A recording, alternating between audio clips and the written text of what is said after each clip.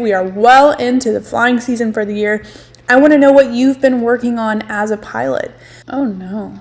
Hey there, welcome back to AeroSafe. My name is Erica Gilbert. I'm a flight instructor in Central Kentucky. Here on AeroSafe, we do a weather analysis from the perspective of general aviation pilots. So we're going to use the AeroSafe Weather Brief Checklist, as we always do. This Weather Brief Checklist is available for you for free at gilbertaviation.com/aerosafe. Looking at this checklist, we're going to start with the surface analysis chart. Surface analysis chart depicts pressure and frontal systems across the U.S., and we see one frontal system in particular across the eastern U.S. So here's a check ride question for you. What type of frontal system is this that extends from New York all the way down into central Texas? This frontal system here is a stationary front. That means we've got an area of warmer weather and an area of cooler weather. Neither is advancing on the other, so it's stationary. It's not moving. At these stationary fronts, we can see a little bit of adverse weather, usually some precipitation. It may have vertical development, maybe not. And for the most part, it's just going to be kind of hanging out right there as that front becomes homogeneous and those air masses mix. So we got that frontal system along the eastern U.S. We've also got high pressure over in Midwest region.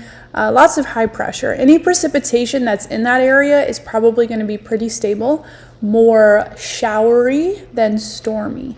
Low pressure over the Dakotas and a mix of pressures all over the western U.S. High pressure over Colorado and low pressures across some of the mountainous areas there. We also have a lot of orange dashed lines. And here's another check ride question. What are those orange dashed lines depicted on this surface analysis chart? That line depicts a trough, which is an elongated area of low pressure. Low pressure is rising air, typically has some instability, so we could expect along troughs there to be a little bit of vertical development, sometimes, depending on the strength of the trough, some convective activity, but usually there will be some precipitation involved with those troughs. Okay, so that's the surface analysis. We look at this first every time because those frontal and pressure systems are going to provide us an indication of the type of weather we could expect across the U.S. So next thing we'll look at, if we refer to the AeroSafe Weather Brief Checklist, are our SIGMETs and Airmets. These are advisory products created by the Aviation Weather Center, and they depict for us some adverse conditions that we might expect. So on 1-800-weatherbrief.com, I'm going to go to Map. This pulls up an interactive map, and top right corner, we can pull up some layers. I'm going to make sure most of these layers are off to begin with, and then we're going to start with Airmets. We'll start with Airmet Tangos. What type of conditions need to exist for an Airmet Tango to be released? Airmet Tangos depict turbulence, first of all, T for turbulence. They also depict low-level wind shear and sustained surface winds of greater than 30 knots. And it looks like we've got pretty much all of those in the area. So we've got high-level turbulence in the northeast, 24,000 to 35,000. We've got low-level wind shear over Nebraska. That's Nebraska.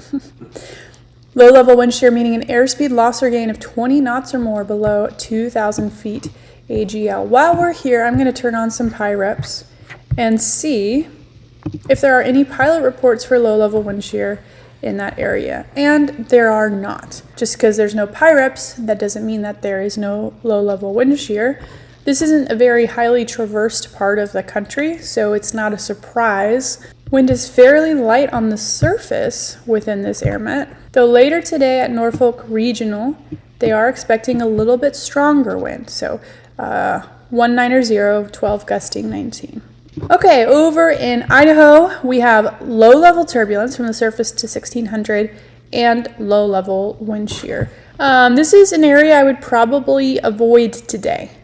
It looks like our METARs are otherwise reporting VFR, so Idaho Falls looks like a pretty day. Wind from the north, super light, clear skies. They are expecting thunderstorms in the vicinity later today, though. On the TAF, we have thunderstorms in this vicinity. Given the forecast for the bad weather later today and these two hazards here, the low-level wind shear and the low-level turbulence, I'd probably stay on the ground there today. So off the coast of California, we've got that sustained surface winds greater than 30 knots. So all of the reasons that we might have an Airmet Tango issued exist today somewhere across the US. Turbulence, low-level wind shear, and sustained surface winds of 30 knots or greater.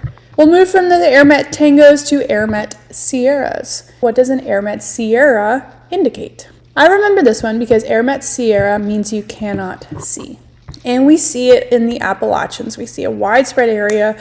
This is an IFR Airmet, which is interesting because there are a lot of VFR METARs in the area, and mountain obscuration. So anytime there's IFR conditions over mountainous terrain, we're going to get that mountain obscuration. Southwest Texas and New Mexico, we see the same thing, some IFR conditions and mountain obscuration. And off the West Coast, same thing, we've got IFR conditions throughout there. So if you are in an area with an Airmet Sierra, you'd want to ensure that you are instrument current and proficient. And then, of course, double check with the actual weather, because some of these areas underneath the Airmet are actually VFR. So right now it's 2:45 Zulu. This was issued at 10:51 Zulu, so 4 hours ago. So there's a good chance that this Airmet just hasn't been updated with the current conditions. So always look also at when Airmets were issued. Oh no. Alrighty, flexibility is the key to air power. This seems to be down. So instead of using 1-800 weather brief, we'll hop over here to aviationweather.gov. Okay, we were looking at IFR and mountain obscuration. Okay, so this seems to have the updated stuff. I guess the website we were just on was not updated. Okay, so we do have IFR conditions over here along the East Coast where a lot of that precipitation is. Some mountain obscuration over the Appalachians. IFR and mountain obscuration in Southwest Texas and New Mexico, like we looked at earlier, and then along the West Coast. Those are the Airmet Sierras. Now we'll look at the Airmet Zulus, which are for freezing or icing conditions. The central part of the United States says that the freezing level is 16,000 feet. That's pretty stinking high. Most of us aren't going to be up that high. And then when we get up to the Canadian border, 12,000 feet. So throughout most of the US, icing shouldn't be a problem for those of us in general aviation aircraft, which it is summer, so that is to be expected. Where it is a problem is where we see some of this IFR area, but pretty high, and the bases are at those freezing levels we talked about. So for icing, as long as you stay below 14,000 feet in both of those areas, icing should not be a problem. However, if we pull up segments for convective activity, that East Coast where we saw icing above 14,000 feet, we do have convective activity. So area of embedded thunderstorms moving from the southwest to 230 at 20 knots. Tops above flight level 450.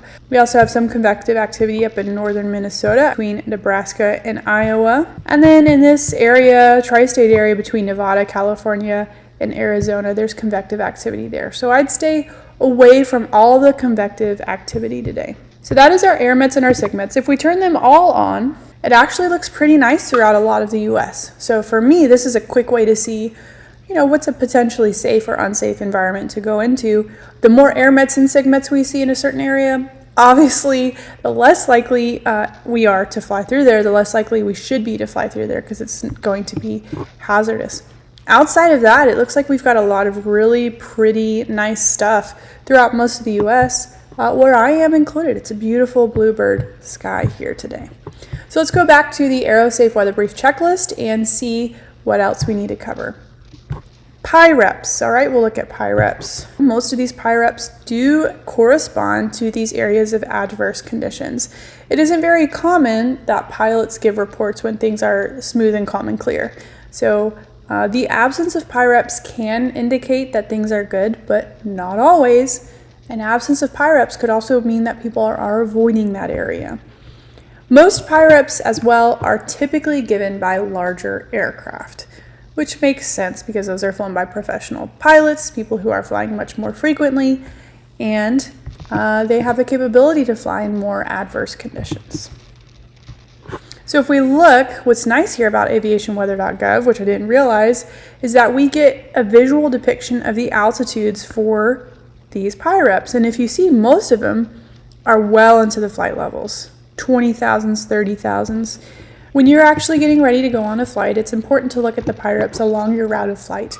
SIGMETs, Airmets, those are advisory products that are issued by the Aviation Weather Center. It's based off of modeled data, modeled information, and so it's not going to always be totally accurate. So the more that we can look at Pyreps, the more that we can give Pyreps ourselves, the better and more informed the National Airspace System can be as a whole, including the meteorologists who put out this information. Next thing we're going to do is look at the cloud coverage. This is going to be on Aviation Weather Center. This is on Tools, Decision Support Imagery. We're going to look at graphical forecast for aviation.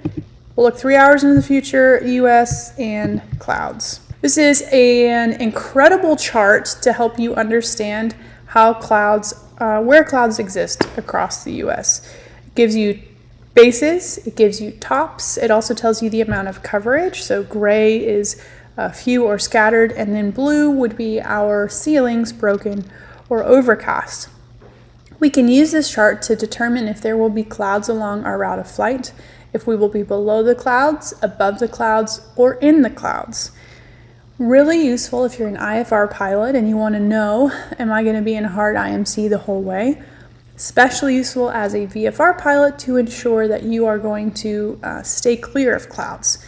This is a forecast, so it's not 100% accurate, and it's not a current observation. So we can only look into the future here. So based on this chart, it supports a lot of what we've already seen, which is that there's some clouds where there's convective activity, so along the East Coast, Texas as well, and then along the West Coast.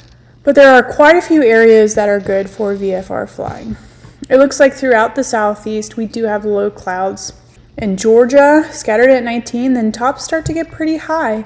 It's a really good indication that it's convective activity. A lot of vertical development tells us that there's instability in the atmosphere, clouds are building up high, and it's likely going to be pretty rough. So I would anticipate that those tops are actually going to grow as the day goes on, and we get more thermal energy coming into the atmosphere, and gets those clouds moving up even more.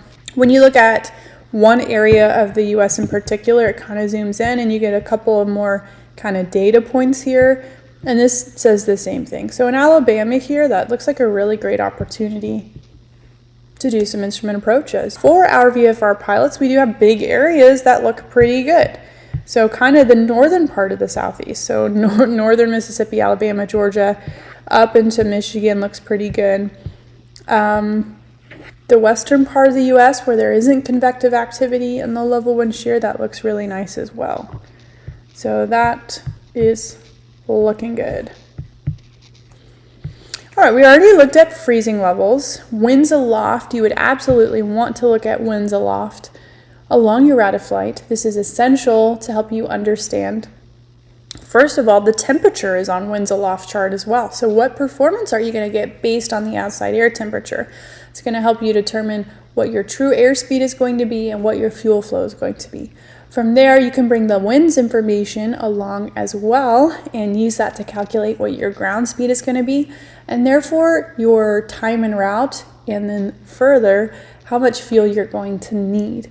With that information, you can decide if you can make it to your destination in one stop, or if you need to make some fuel stops along the way and stretch your legs. The aviation surface forecast is really great as well. That it tells us surface winds, it tells us surface precipitation, also gives us some airmets like IFR and high-level surface winds, tells us if there's any obscurations, and then it also tells us, I think I already said this, but precipitation and visibility.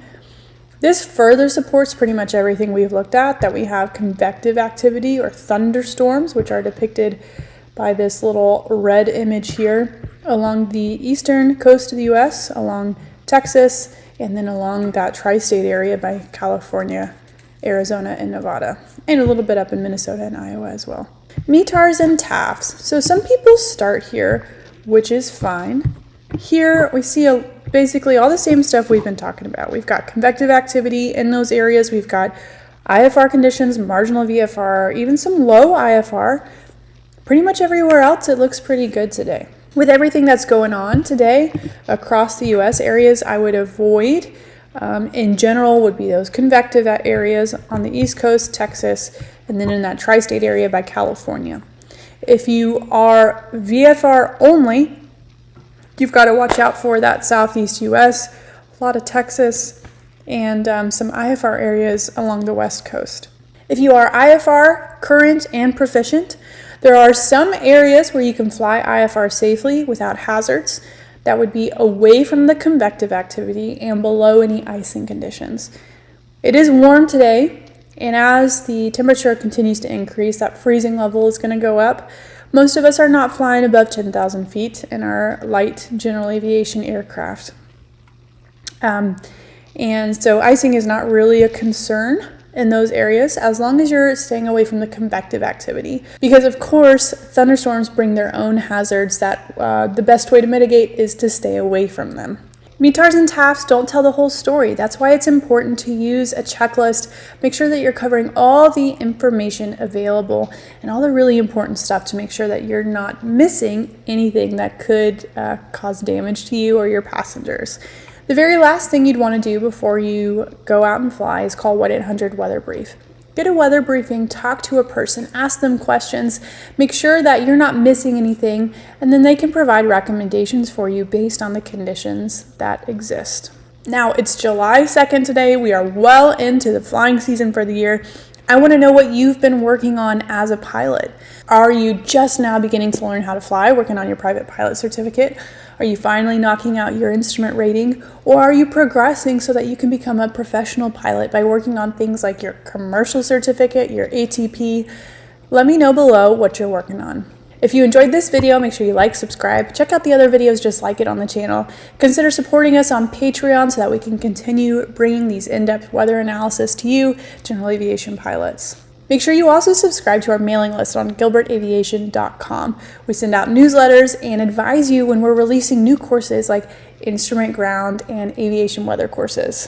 Thanks so much for tuning in. We'll see you next time.